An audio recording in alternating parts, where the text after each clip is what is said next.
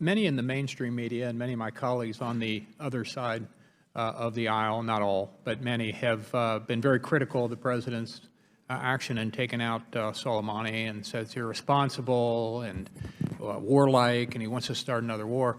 I would argue, as a ranking member said a little while ago, that I think this President's responses to Iranian aggression has been very restrained, whether it was shooting down our drone or attacks on international shipping or their overall general aggression in the region.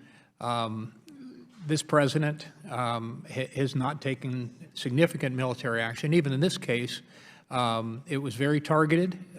It was decisive. It was justified. I would argue long overdue when one considers how much blood, American blood and others, that this monster had on his hands. So it's good he's dead, and it's good there wasn't significant collateral damage. And I think this President showed great responsibility, and I think we should be proud of the action he took.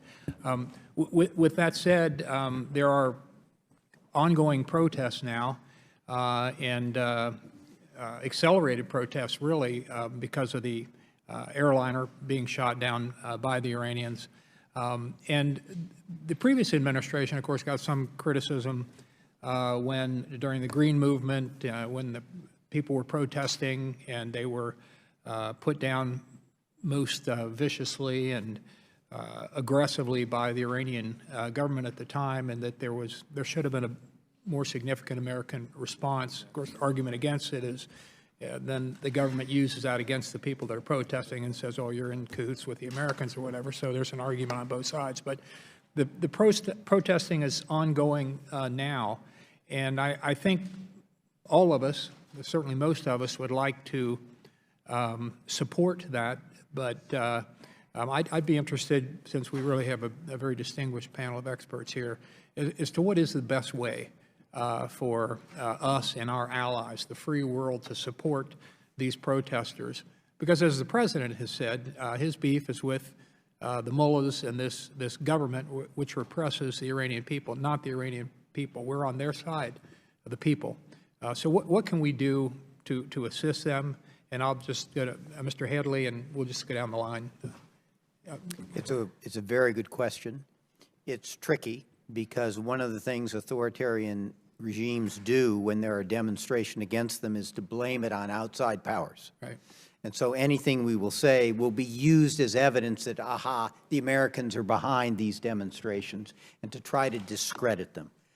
That being said, I think the administration is right, and prior administrations have tried to make it clear that we are on the side of the Iranian people, for a government that is more accountable, a government that is paying attention to their needs, that provides better prosperity, security, and a brighter future for them. We ought to be very clear about that.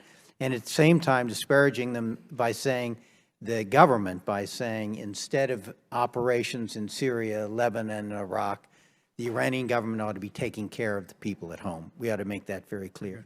And the third thing we ought to make clear is that, and I think we can, and hopefully get other countries to join us in this, there is no justification for a government to use lethal force against peaceful demonstrators.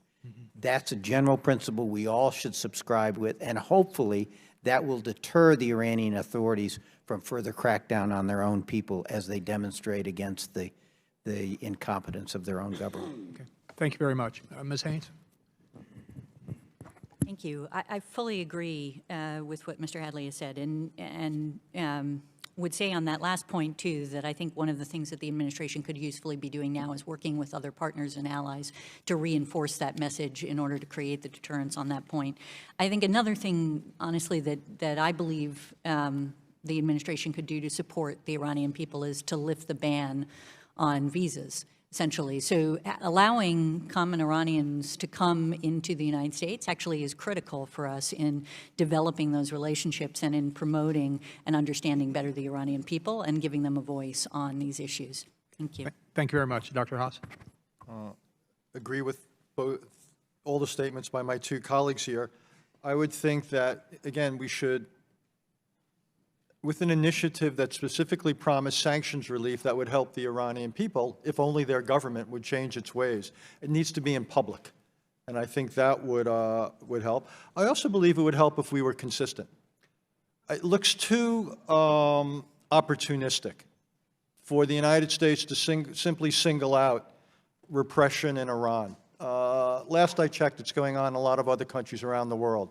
There's been a democratic recession over the last decade and a half. And it would look as though, if we stand up for the Iranian people, and it's part of a consistent policy, it will be taken much more that this is not regime change by another name. It'll look, so if we stand up and we're critical of what the Chinese are doing, what Russia's doing, what's happening in the Philippines, what's happened in Saudi Arabia, we can go around the world. Unfortunately, there's too many places these days. But if we stand up and we make it clear that this is part of a larger policy, that we stand for for rights everywhere, I think that actually will be much better received within Iran.